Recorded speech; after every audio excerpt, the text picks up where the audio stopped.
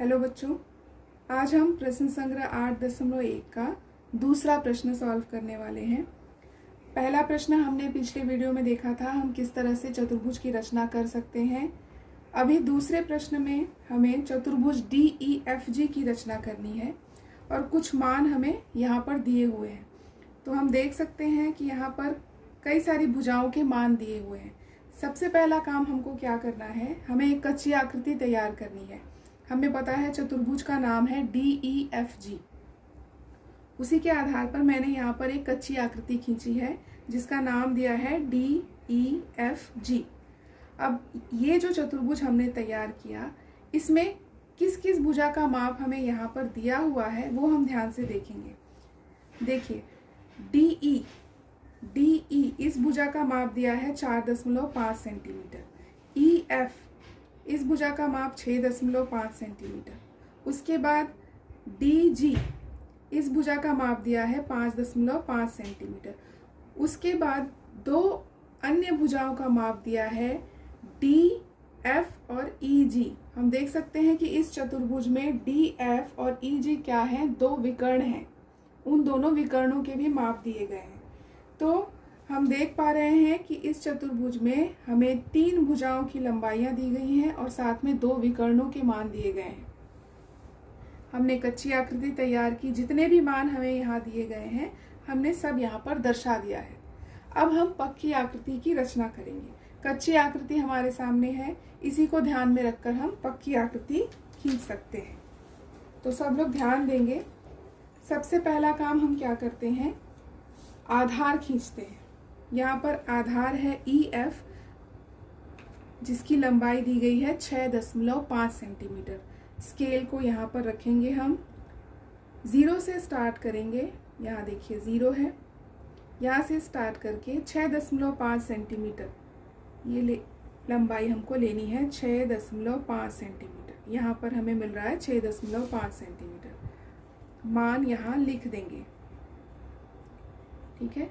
साथ साथ में अगर हम मान लिखते जाएंगे तो हमें ज़्यादा आसान होगा आकृति की रचना करने के लिए। नाम भी दे दो यहीं पर, EF, ठीक है। अब हम देख सकते हैं कि बिंदु E से ये जो भुजा है DE, इसकी लंबाई दी गई है। तो हमें क्या करना है, 4.5 सेंटीमीटर का माप यहाँ पर स्केल पर मापना है गोला प्रकार से। देखो 4.5 सेंटीमीटर, यानी कि ये हो गया 4.5 सेंटीमीटर का माप हमने गोला प्रकार में सेट कर लिया है। अब क्या करेंगे, E पर रखकर हम ऊपर की तरफ एक चाप काटेंगे इस तरह से, ठीक है। उसके बाद यहां से देखेंगे EG, इसका माप भी हमारे पास है, कितना है, 7.8 सेंटीमीटर। अब हमें स्केल से 7.8 सेंटीमीटर का माप लेना है, सेट करना है 7.8 सेंटीमीटर। 0 से स्टार्ट करके अगर हम देखेंगे तो 7.8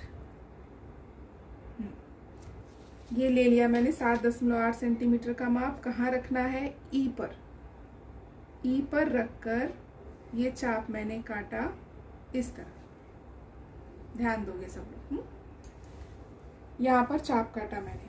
अब क्या करना है, हम एक और नाप देख सकते हैं। यहाँ से F से D तक का मान हमारे पास है 7.2 सेंटीमीटर। फिर से स्केल पर हम 7.2 सेंटीमीटर का माप सेट करेंगे और एक चाप हमें और काटना है 7.2 सेंटीमीटर। यहाँ से स्टार्ट करूँ मैं तो देखो ध्यान से, 7.2 सेंटीमीटर। ये माप हम कहाँ रखकर चाप काटेंगे, F पर रखकर। ये जो चाप हमने पहले से काटा था इधर, इसी पर एक चाप और कटेगा। ये चाप काटते ही हम देख सकते हैं कि यहाँ पर हमको एक बिंदु मिल गया है। ये बिंदु कौन सा बिंदु है, ये D बिंदु, ठीक है। ये D बिंदु हमें मिल गया। दूसरा चाप हमें कौन सा मिल रहा है, हम कहाँ से काट सकते हैं, ध्यान देंगे सब लोग। देखो D से G तक की लंबाई हमारे पास दी गई है 5.5 सेंटीमीटर। फिर से हमें स्केल लेकर 5.5 सेंटीमीटर का माप सेट करना है और फिर चाप काटना है डी पर रखकर। 5.5 सेंटीमीटर का पहले माप सेट करेंगे, उसके बाद डी बिंदु पर रखेंगे, यहाँ डी बिंदु, और ये चाप कटेगा यहाँ पर इस तरह से। ठीक है, तो हमें यहाँ पर भी एक बिंदु मिल गया जिसका नाम क्या रखना है हमें, कच्ची आकृति के अनुसार इसका नाम हो जाएगा जी। ठीक है, अभी जितने भी बिंदु हैं उन सब बिंदुओं को हमें मिला देना है रेखा की सहायता से। यहाँ देखो, डी और ई को मिला देंगे पहले, डी के साथ ई, उसके बाद डी के साथ जी को भी मिला देंगे, ये मिल गया। उसके बाद जी और एफ को मिलाना है हमें, विकर्ण को भी मिलाना है, डी के साथ एफ को। बिंदु को ध्यान में रखकर अच्छे से माप लेकर मिलाना है सारे बिंदुओं को। उसके बाद ई और जी, ये भी एक विकर्ण है, इसका भी माप हमने सेट करके चाप काटा था, इसे भी मिला देंगे। ठीक है, ये आकृति हमारी पक्की आकृति बन गई। अभी जितने भी माप से हमने चाप काटा है या रेखाएं खींची वो सारे माप हमें यहाँ पर दिखाने भी हैं। तो ये एक मैंने यहाँ पहले लिख दिया था।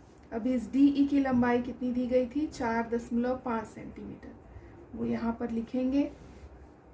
ई जी, इस विकर्ण की लंबाई 7.8 सेंटीमीटर। उसके बाद डी एफ, इस विकर्ण की लंबाई 7.2 सेंटीमीटर। और यहाँ पर इस भुजा की लंबाई दी गई थी डी जी की 5.5 सेंटीमीटर। अभी यहाँ कच्ची आकृति में जितने भी मापों का मेंशन किया हुआ है वो सारा हमने यहाँ पर दिखा दिया, साथ में नाम भी लिख दिया। तो हमारी पक्की आकृति अब पूरी तरह से तैयार है।